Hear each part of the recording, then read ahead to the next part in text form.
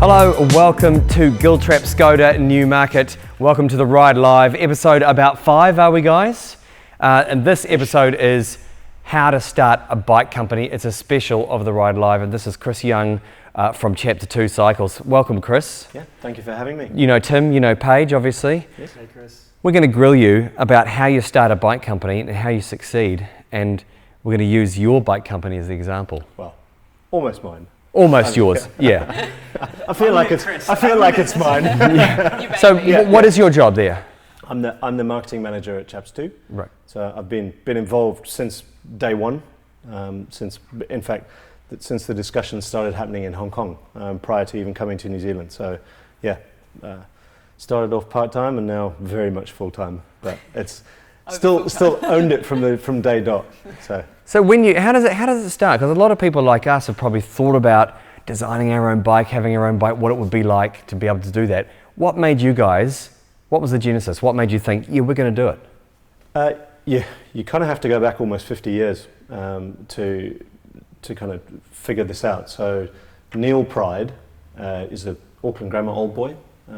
He left here and went to Hong Kong, started making sales, discovered the windsurfing industry, and the Neil Pride that we now know, the massive the Neil Pride. If you know anything legend. about windsurfing, it's Neil Pride. Yeah. So he then started up Neil Pride Windsurfing, and then in the early 2000s, he sort of figured windsurfing was in decline, so they had to look at a complementary sport that they could take on that involved carbon fiber manufacturing.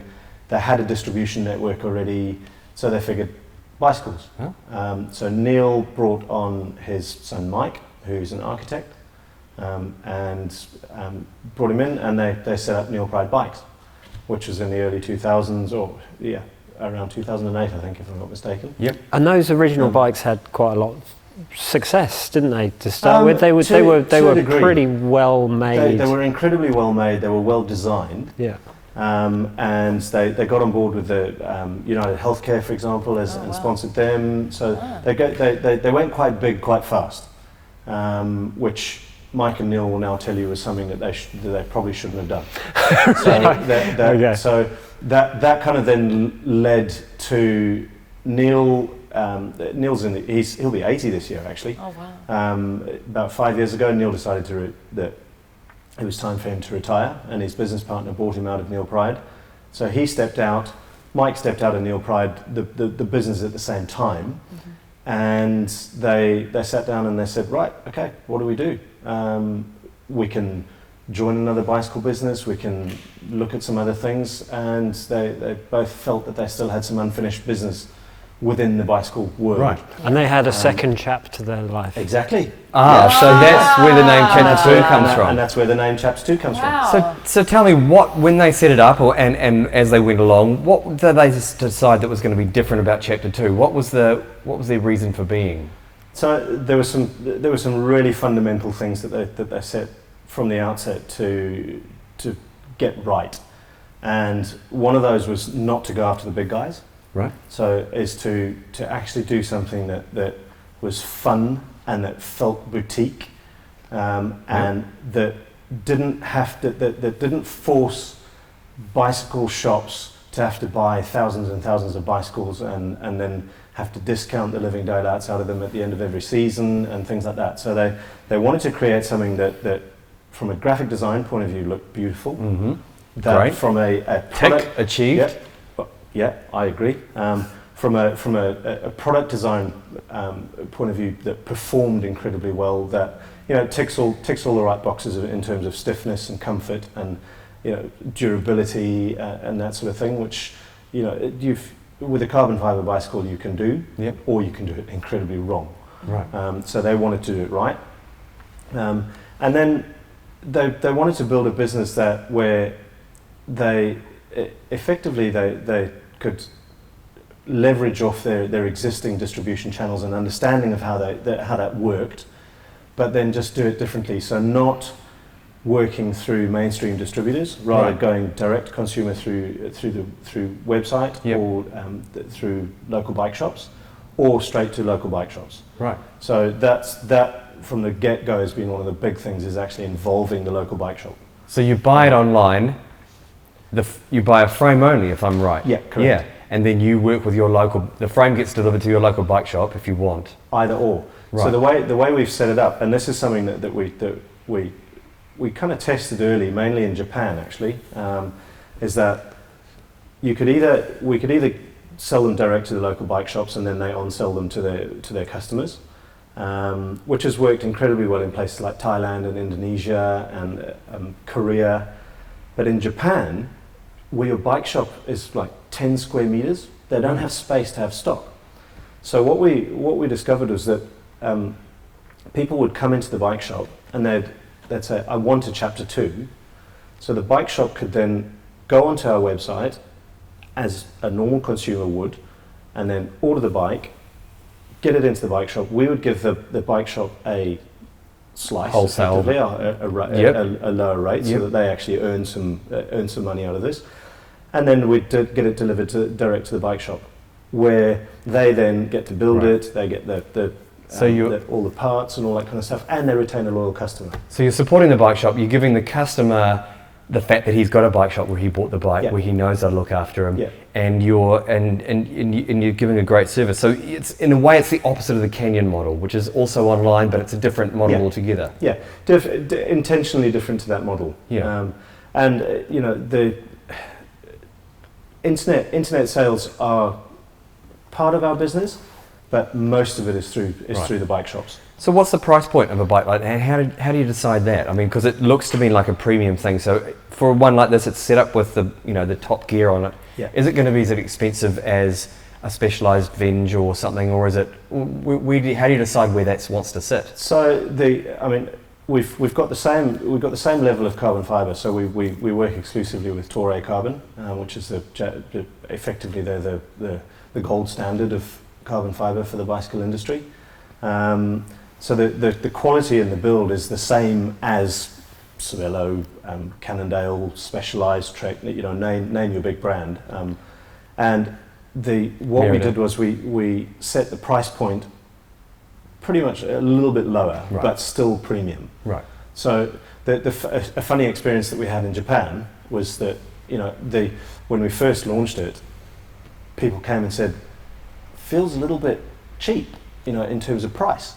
And we literally bumped the price up just a little bit, and suddenly people were buying it like hotcakes. It's interesting, isn't it? It's perception is a phenomenal thing in the industry. Quality, if the price is right, perception is that it is the quality that it is, right, and people will buy it. And just to chime in here, because I own a Chapter 2, is when it gets delivered to you, it comes as, it's kind of that Apple feel. Yeah. It's kind of everything comes in a beautifully packaged container where you open the box and the box has a certain feel to it. Even the packing tape that goes round was a branded colour, and then you pull the top off, and as you pull the top off, it has this sort of it is a moment. It's one of those moments. It's experiential. So Mike was really big on that, and he worked with one of the local packaging designers, Matt Bogus, who's brilliant. Think Packaging, shout out to Matt.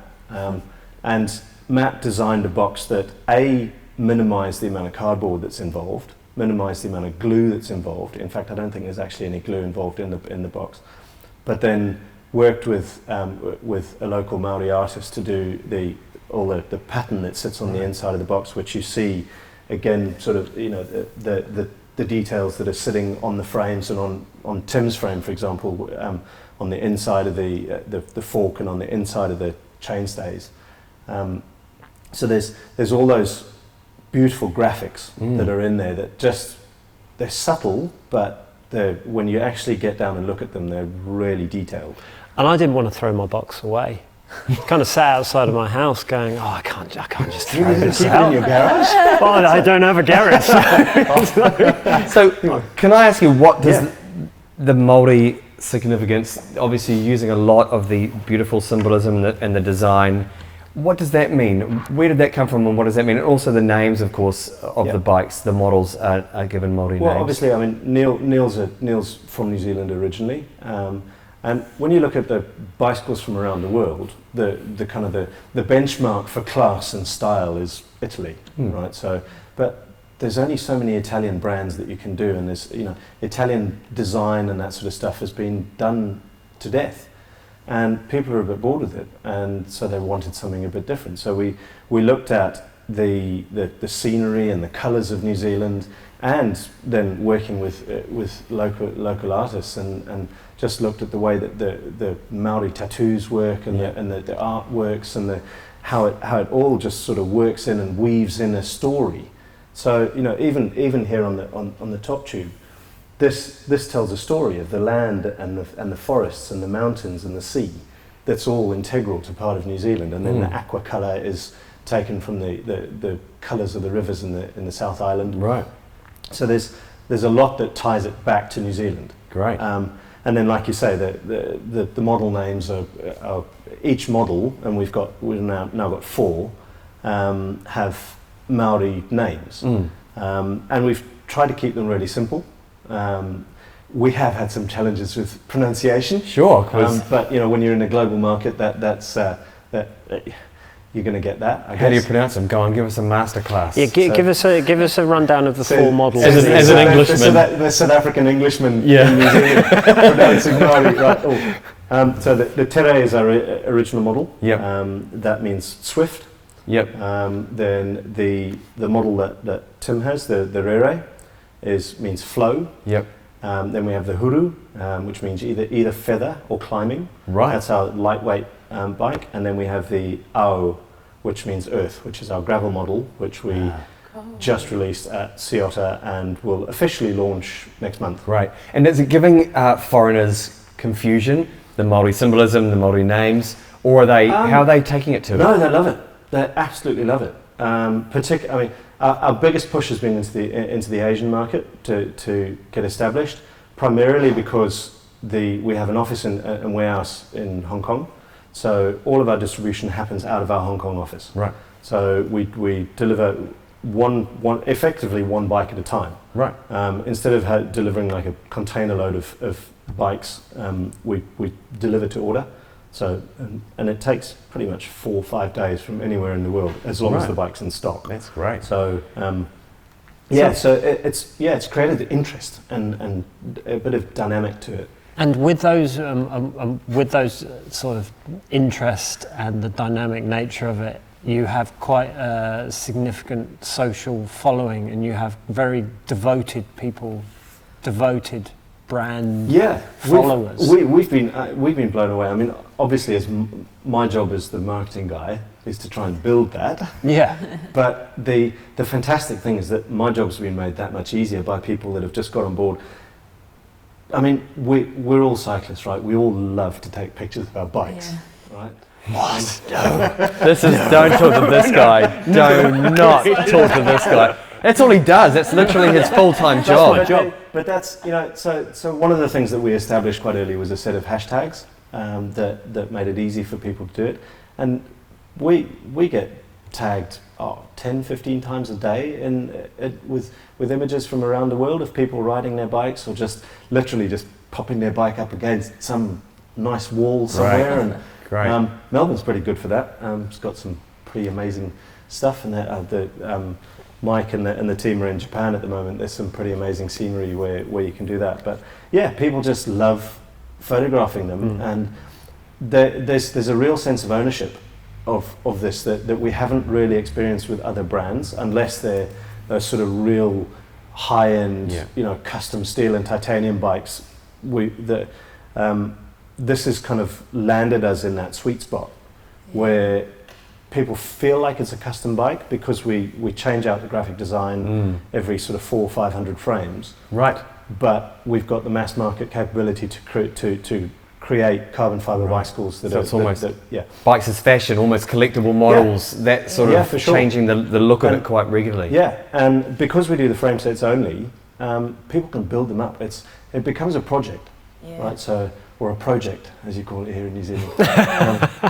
So but that's the beauty, and the thing is, you hardly ever see a Chapter 2 bike on social media that isn't built up with the good gear, right? With the good gear. You're not seeing it with 105. 105's all right. Oh, it works. Yeah. I'm not bagging 105, but people hey, just don't. Says the guy with ETAP. So with that, so the Huru is the light bike. That's the one. Yeah.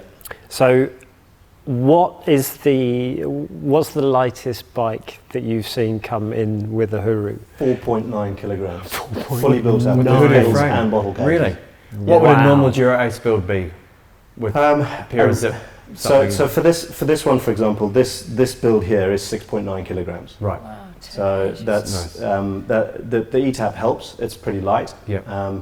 Our Mana integrated handlebars, which we These do are your own bars? Those are our own bars. Yeah, they're not the lightest, but they are still reasonably light.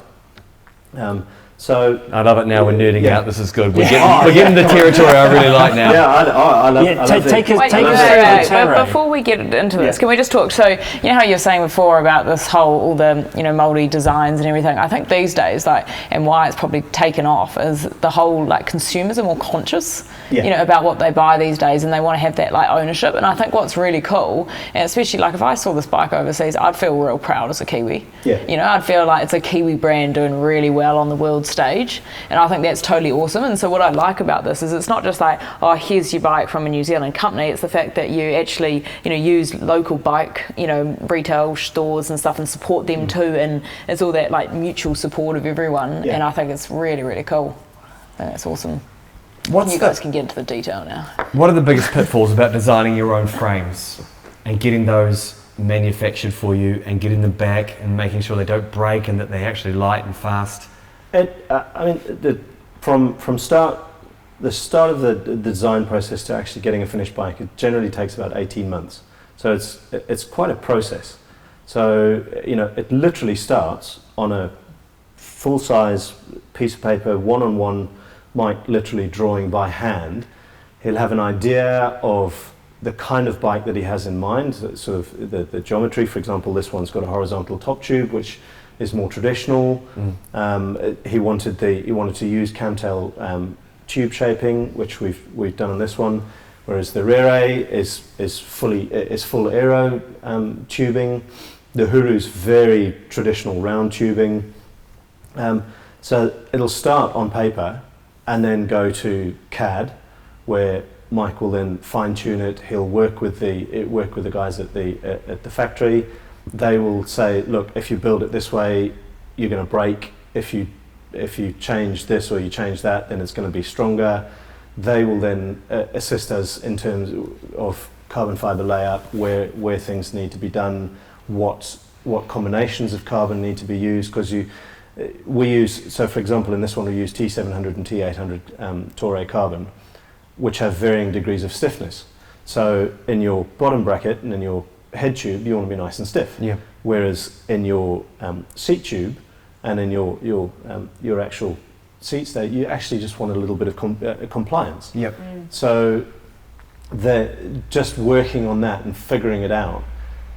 That takes a good 6 to 8 months. And can you run the numbers once you've got the design? Can you test the stiffness, test the aerodynamics, test everything, and make sure that it is a top of the line bike like you're hoping it will be? Yeah. So all the bikes get tested to UCI standards and above, and they're all ISO accredited. So for safety, for stiffness, for it's difficult to measure comfort. That's obviously that's a huge variable. Yeah.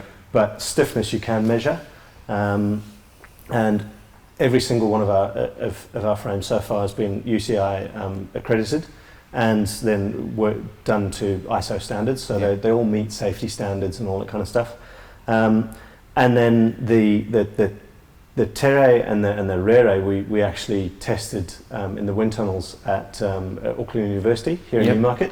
In fact, we were along for the ride on. I'm pretty certain I've got some video of Tim sort of standing in the wind tunnel, tilt in the wind tunnel, without any goggles on. How did they come out? Yeah, really good.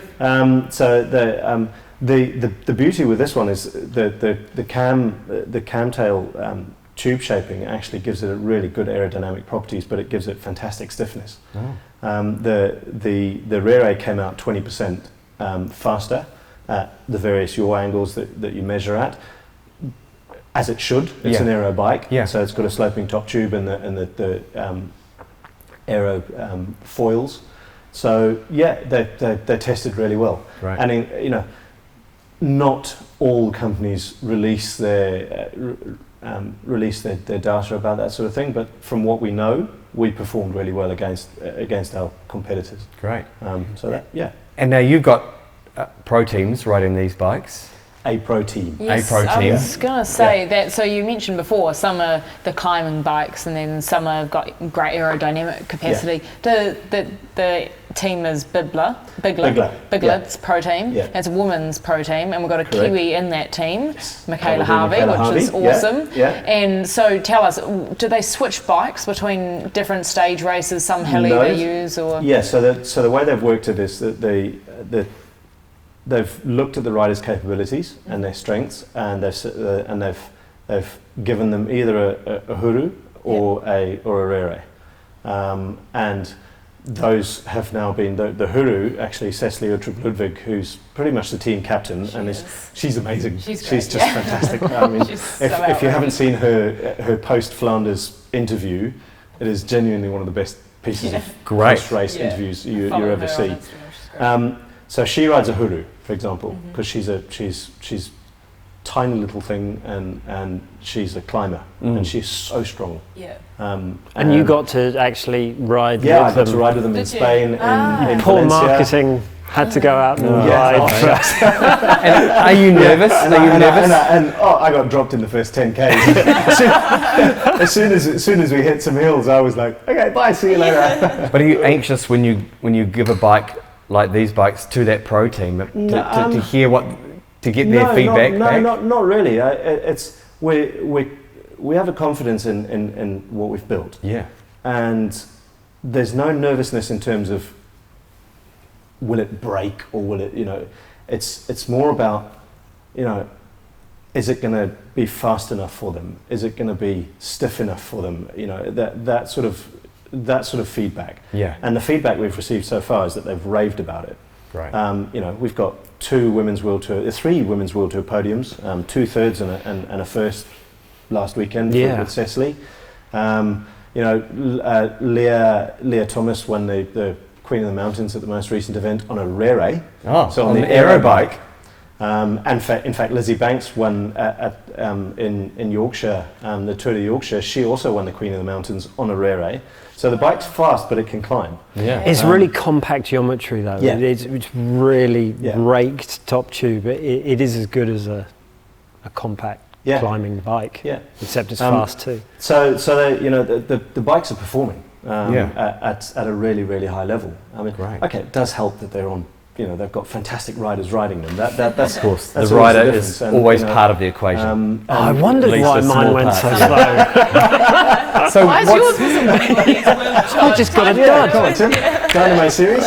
Chris, how many of your bikes? You've only been going 2 years, right? Since your launch, less than 2 years, coming up July. That's crazy. How many Chapter 2 bikes are out there in the world being ridden by people all over the world? Just under 2,000 at the moment. That's incredible. And it kind of sounds, when you talk about sort of the giants of the world who are putting out a million bikes a year and that sort of stuff, it sounds really tiny. But for us, that's the whole idea, is to have, we'd rather sell 2,000 bikes to absolute raving ambassadors who love what they're doing. They're out there because they're having fun and they're loving being on a bike, and our hashtag's explore the road less travelled. Mm-hmm. And that's what we want people to do, is get out there, have some fun on their bicycle, and 2,000 happy people. And we'd obviously like, what's the 20,000. aim? What's the aim? Where are you going with this? Ideally, we always want to stay as a boutique brand, right? We don't actually want to be a gigantic brand, because our roots and our values. So we want to build bikes that we want to ride, and we want to build bikes that are fun to ride, but they always have that sort of almost custom feel, that boutique feel to them. So, Tour de France? Oh yes, yeah. That's ideally we would love to have a Tour de France team. In the most ideal world, we would have a team that has a men's and women's team combined. Mm-hmm. That would be first prize, because men's racing is kind of in decline, and women's racing is not getting the attention that it deserves and that it really needs. And we'd love to kind of really continue to push that and and stay behind women's racing, just getting some coverage for a start. Yeah. And then the women being on the same bikes that the men are on, and they're all similar. Yeah. Do you know what I mean? We don't actually do a women's specific bike or a men's specific bike. We actually took a lot of feedback from the Bigler team, and they just said, listen, if the size is right and the profiles are right, The bike's right. the bike's right. Great. So have you worked in conjunction with the Bigler team? Like, obviously you're saying they're giving you awesome feedback and stuff. Is that, like, are you using that in your designs going forwards? Yes, absolutely. Yeah. Oh, cool. Yeah. Awesome. So, I mean, it's apart from there's always the marketing side of things, and there's the altruistic side of sponsoring a race team. But at the end of the day, it's that feedback from people who are on the cutting edge of racing and pushing these bikes as hard as they can. Yeah. That feedback's invaluable, and awesome. and that that feeds back into how you build your bikes in the future. Especially like power machines, like a guy like Tim. You got to. I mean, he's probably broken 4 or 5 frames in his lifetime. So haven't you, just through power? Through crashes, Yeah, just Sheer power as I've When you reversed put the my foot down. car over the top of it. Hey, well, thanks so much for coming in, Chris. Yeah, it's a pleasure. To the Ride Live special edition, How to Start a Bike Company. I think you've really shown us that there's a whole lot more to it than thinking, oh, I really like a nice bike that I designed. Yeah. There's so much thought behind there's a everything from the Yeah. ethos to the company through the channel of distribution to Yeah. the final vision. Oh, and thank you to you guys. And I mean, the rides, Tim and Michael, you guys have supported us from day one, and we thoroughly appreciate that. So, it's good. I love the fact that we can do stuff in the industry that's together and having a bit of fun and yeah. And so how do Good to be people here. find out more about Chapter 2? Chapter2bikes.com is our Chapter2bikes.com. website, or you can look us up. We are all over Facebook, Instagram, LinkedIn, Twitter.